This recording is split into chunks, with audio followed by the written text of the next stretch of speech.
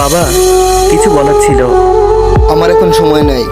বাবা, তুই এখান থেকে যাবি? মাথা নিচু করে সেখান থেকে চলে আসি। এটা আমার সাথে নতুন না, সেদিন থেকে দেখছি। আম্মুর কাছে গেলাম। আম্মু। কি বলবি বল, বলে আমাকে উদ্ধার কর। আম্মু, আমার খুব প্রচন্ড মাথা ব্যথা করছে। তোর এসব ফালতু নাটক দেখার সময় আমার কাছে নাই। নাদিয়াকে স্কুলের জন্য রেডি করতে হবে। আম্মু, আমি ওকে আজ দিয়ে আসি। আমরা তোকে কোনো কিছু করতে বলেছি?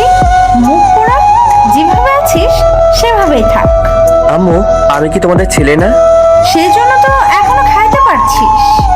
আম্মু, তোমরা কি আমার সাথে একটু ভালো করে কথা বলতে পারো না? এর থেকে ভালো তুই যোগ্য না। তাহলে গলা টিপে মেরে ফেলোনি কেন? বলে ওইখান থেকে চলে এলাম।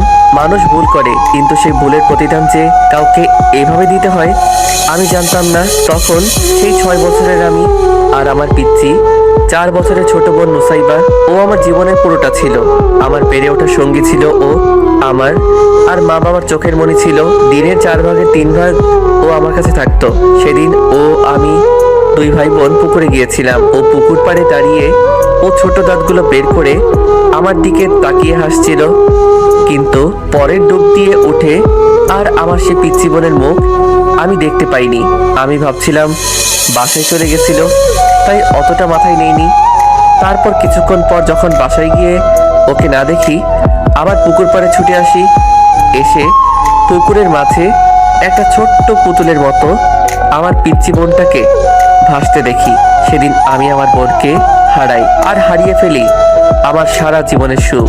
ও বেঁচে থাকতে মা বাবা যখন ওকে আমার চেয়ে বেশি আদর করত, আমি মা বাবাকে অভিযোগ দিতাম।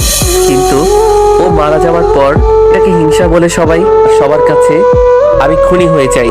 বিশ্বাস করেন, আমার চোখের মণিটার প্রতি আমার বিন্দুমাত্র হিংসা ছিল না। আমার লাইফটা এখানেই শেষ হয়ে গেল। আমার মা বাবা কখনো বোঝেনি আমি ওকে হারিয়ে কতটা একা হয়েছি, কতটা কষ্ট পেয়েছি। উল্টা তারা আমাকে মানসিক আর শারীরিক নির্যাতন দুইটাই করে। আমার এখন পিচ্চি 2টা ভাই বোন আছে, কিন্তু আমি তাদের দ্বারের কাছেও যেতে পারি না। বাবা, আমার কাল পরীক্ষা। আমার পরীক্ষার ফিস দিতে হবে।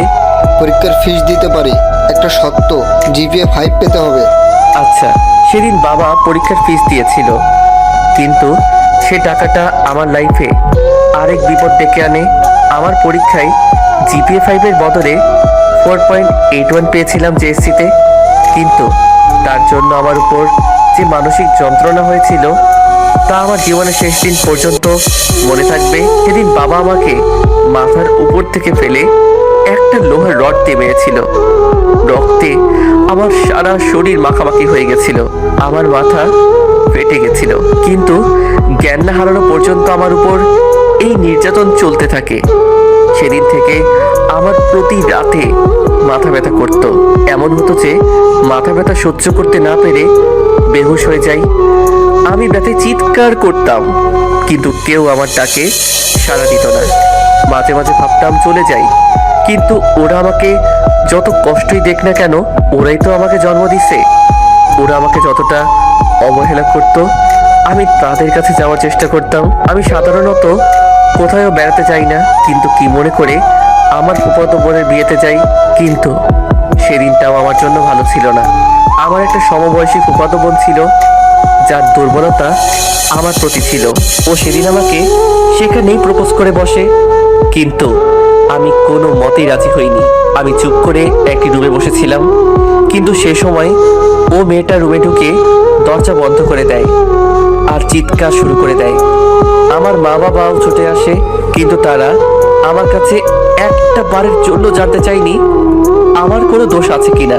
সেদিন থেকে সবাই আমার সাথে কথা বলা বন্ধ করে দেয়। আমার ঠিকানা হয় আমার সেই অন্ধকার রুম, রাতের অন্ধকারের বাড়ির ছাদ। আমি প্রতি রাতে ছাদে যেতাম।